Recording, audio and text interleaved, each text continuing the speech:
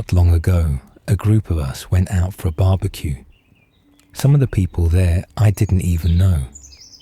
We were sitting around, talking, when one guy suddenly turned to his girlfriend and said, "Tell them the story.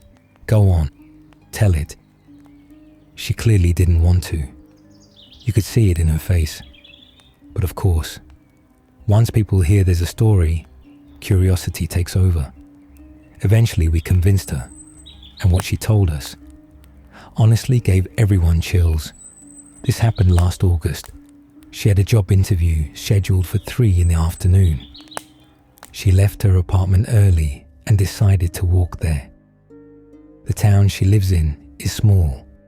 Her apartment is downtown, and the office was only a few streets away. The weather was beautiful. Warm air, green trees everywhere, sunlight pouring through the leaves. Perfect weather for a walk. She figured it would help her calm down before the interview. All she had to do was walk down the main street, then turn onto a smaller side street. At first, everything was normal. Cars passing by, people slowly walking in the heat, sunlight reflecting from windows, just ordinary summer life. She crossed the road, turned onto that side street. Now technically it was still close to downtown, but hardly anyone walked there. You know how it is in small towns. One street is full of life and noise, but turn the corner, and suddenly everything becomes quiet. At first she didn't even realize something had changed. She was lost in her thoughts. Then suddenly she snapped out of it and noticed a strange sensation. The air around her felt thick, heavy, like walking through syrup. Even lifting her feet felt slow and difficult. Everything felt dreamlike, unreal. The colors around her faded, like an old photograph left too long in the sun. Sounds became distant, muffled. Even the bright August sunlight suddenly looked dull. She looked around, and that's when she noticed the buildings. They weren't the same. The houses looked old, very old, almost like something from the 19th century, half hidden under trees. But there are no streets like that near the center of town. And then she noticed something else. Decay everywhere. Windows shattered, plaster falling from the walls, ornate old doors hanging open, and inside those houses, only darkness and the smell of stale air. There were no people, no cars, nothing. Just abandoned houses, old trees, and silence. She told us it felt like she was the only living person left in that place. Later I asked her, "Were you scared?" She said something strange. Even her emotions felt faded, like the fear itself had become distant. Then she noticed someone, an old woman sitting on a bench near one of the houses. Just a normal-looking elderly woman. Headscarf, long skirt, simple sweater. So she walked up to her and asked, "Excuse me, where am I?" The old woman suddenly became very lively.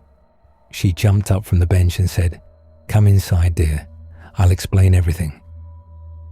The door behind her stood wide open. Inside there was only darkness and a strange smell. Damp, stale, something rotten. Irina said she couldn't stay. She had a job interview. But suddenly the old woman grabbed her hand, hard, and started pulling her toward the doorway. "Come with me, sweetheart. Come in. I'll make you some tea. I'll tell you everything." Her grip was incredibly strong. At first, Irina almost followed. She thought maybe it didn't matter anymore if she was late. The old woman had already stepped inside the house. Irina only needed to take one more step. And then she smelled it again. That horrible smell. Rotten. Sour. And suddenly, a wave of terror hit her. Sharp and sudden. like when you smash your toe into the corner of a bed. In that instant, she realized something.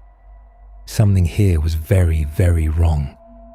She pulled her hand free, turned around, and ran, or at least tried to. In that thick, heavy air, her legs barely moved. She ran without looking back, waiting for a scream behind her. But there was nothing, only the loud slam of the house door.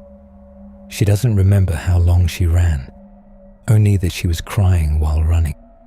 Then suddenly, she turned a corner, and bright sunlight hit her eyes again. Cars passing, people talking. The air felt normal. The heaviness was gone.